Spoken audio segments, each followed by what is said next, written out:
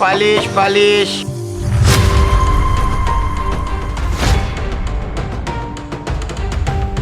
Madam madam, আপনি টাকা বলে রাখছেন, ধরুন টাকাটা নিয়ে যান। সুইটি, দেখেছিস এই দুনিয়ায় এখনো ভালো মানুষ আছে, সেই জন্য তো এতগুলো টাকা পেয়েও আমাকে ফিরিয়ে দিতে চাচ্ছে। চল তো। হ্যাঁ, এই টাকাগুলো তো আমারই, কিন্তু আপনি এতগুলো টাকা পেয়েও আবার ফিরিয়ে দিলেন। এই টাকাগুলো তো নিজের কাছেও রাখতে পারতেন। দেখুন ম্যাডাম, আমি গরিব মানুষ, মুসির কাম করে খাই, আমার অন্যের টাকার প্রতি লোভ নাই। এটা আপনার টাকা, আপনি নিয়ে যান। একটু ভালো করে গুইনে দেখে নেন যে আপনার টাকা ঠিক আছে কি না। হ্যাঁ, সব টাকাই ঠিক আছে, কিন্তু তোমার তো বকশিস পাওয়া উচিত। এই নাও, এই 500 টাকা তোমাকে আমি দিলাম। না না ম্যাডাম, আপনার টাকা আমার লাগবো না। হ্যাঁ, লাগবো না, নিয়ে যান কে, আমি নিম না। দেখুন, আমি যদি আপনার বোন হতাম তাহলে কি আপনি নিতেন না? এটি আমি খুশি হয়ে দিলাম, নেন রাখেন। আরে রাখেন তো। আচ্ছা ঠিক আছে, আপনারা যখন এত করে কইলেন আমি রাখলাম। ঠিক আছে, আপনি থাকুন, আমি তাহলে যাই। হ্যাঁ আচ্ছা ঠিক আছে। চল।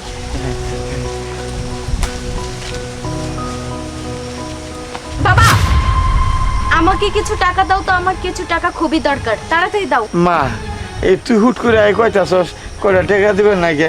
আমার তো টাকা নাই, মাত্র কয়েক টাকা হইছে, তা তো দোকান বাকি আছে, দোকান বাকি দিয়ে চাউল নিতে হইব। এই টাকাটি নিস না। শোনো বাবা, আমি তোমার এত কথা শুনতে চাই না। আমার টাকা দরকার, তুমি আমাকে টাকা দিবে। এখন কোথা থেকে দিবে, কি করে দিবে, সেটা আমার জানার কোনো ইচ্ছা নেই। আমি আমার ফ্রেন্ড সার্কেল নিয়ে ঘুরতে যাব। আমার টাকা দরকার, তুমি আমাকে টাকা দিবে। কোথা থেকে দিবে, কিভাবে দিবে, সেটা আমি জানি না। টাকা দাও বলছি। শুধু শুধু তুই জিদ করস। ঠিক আছে, এই নে, এই খুচরা করে টাকা আছে, এই টাকা কটা নিয়ে যা, যা যা যা।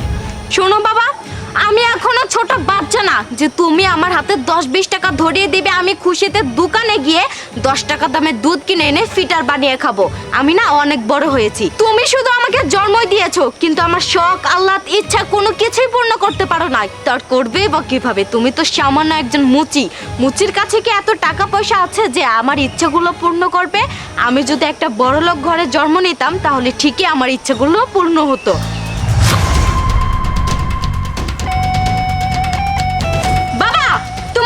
কি দেখি? কই, এই কিছু না কিছু না। বুঝতে পেরেছি, তুমি এইভাবে দেখাবে না। দেখি বলছি, দেখি। এটা নিশ্চয় বাবা, এটা। আরে চুপ করো।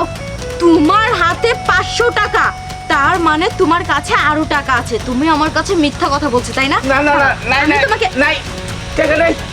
ইসি রে, না।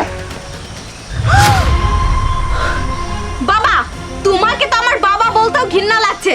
তোমার কাছে এতগুলো টাকা থাকার সত্ত্বেও তুমি আমার কাছে মানা করেই যাচ্ছ যে তোমার কাছে একটা টাকাও নেই। শোনো, তুমি এখানে থাকো। যাই হোক, ভালোই হয়েছে, টাকাগুলো আমি পেয়েছি। আমার বন্ধু বান্ধব নিয়ে এখন আমি পার্টি করব। থাকো। মা মা, তোর হাতে ধরি, তোর পায়ে পড়ি মা, এই টাকা নিস না। এই টাকা ঘর ভাড়া দিতে হইব। 6 মাসের ঘর ভাড়া পাই, 2 দিন না দিবের পাই, আমি গান দিয়ে আক্কা দিয়ে ঘর তলে বাইর করে দিব। বাবা, আমি আর তোমার একটা কথা শুনতে চাচ্ছি না। থাকো এখানে। মা মা, ইয়া আল্লাহ, কি সন্তান আমার করে দিলা। আমার তো সব কিছু শেষ করে ফেলাইলো। সুইটি, তুই বাসায় যা, আমি এখনই আসছি। আসার কথা কখন? আরে দোস্ত, আমি তো চলে এসেছি। এই দেখ, কতগুলো টাকা নিয়ে এসেছি। 5000 টাকা এনেছি। শোন, এই টাকাগুলো দিয়ে এখন আমরা পার্টিতে যাব। পার্টিতে গিয়ে ড্রিঙ্কস করব, চিল করব, পার্টি হবে, সেই এনজয় হবে। আজকে চিল করবো, চল তাহলে। আর সময় নষ্ট না করে এখনই চলে যাই। হ্যাঁ ঠিক আছে, চল। এই মেয়ে, দাঁড়াও। এই টাকাগুলো তুমি কোথায় পেলে? আরে আজব তো, এই টাকাগুলো কোথায় পেয়েছি সেই কৈফিয়ত কি আপনাকে দিতে হবে? হ্যাঁ, আমাকে কৈফিয়ত দিতে হবে। এই টাকা তুমি কোথায় পেলে সেটা বলো। আমি আপনার টাকায় চলি না, আর আপনার টাকা দিয়ে আমি এনজয় করি না, বুঝতে পারছেন? তাহলে এই কৈফিয়ত কেন আমি আপনাকে দিব? দেখো, আমি তোমার মুখে মুখে তর্ক করতে চাই না। তুমি ভালোই ভালোই বলো যে এই টাকা কোথায় পেলে। আরে এই ছেলেটিকে আমি আপনাকে বলছি না যে আমার ব্যক্তিগত ব্যাপারে জিজ্ঞাসা করার? আপনি কেন এইসব কথা জিজ্ঞাসা করছেন? মানে কিছুই বুঝতে পারলাম না, পাগল। সমস্যা কি আপনার? আপনি এরকম করতেছেন কেন? এই ছেলে, তুমি চুপ করো, আমি তোমার সাথে কথা বলছি না। তোমাকে একটা কথা জিজ্ঞেস করছি, তুমি উত্তর দিলে না। না আমি দিব না। আমি আপনাকে বারবার না করছি যে এই টাকা আমার, বুঝতে পারছেন? যান বলছি এখান থেকে। ঠিক আছে, তবে তুমি আমার সাথে চলো। আরে কোথায় যাব? শুভ, এই ছাড়ুন বলছি। আরে ছাড়ুন। ওই দেখো তোমার বাবা। এই আমার জুতোটা পরিষ্কার করতে তাড়াতাড়ি।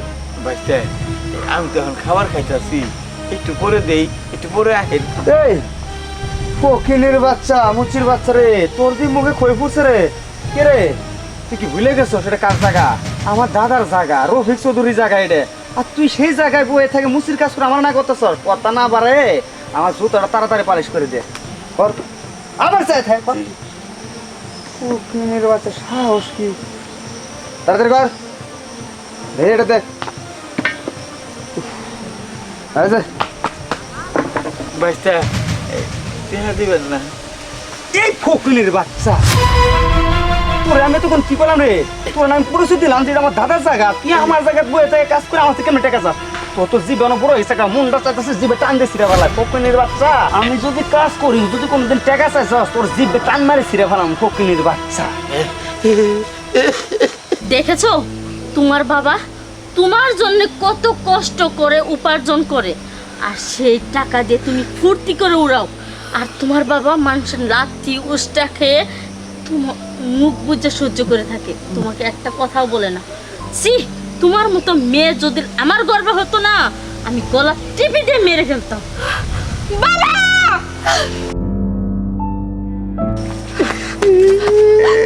বাবা, বাবা তুমি আমাকে মাফ করে দাও বাবা।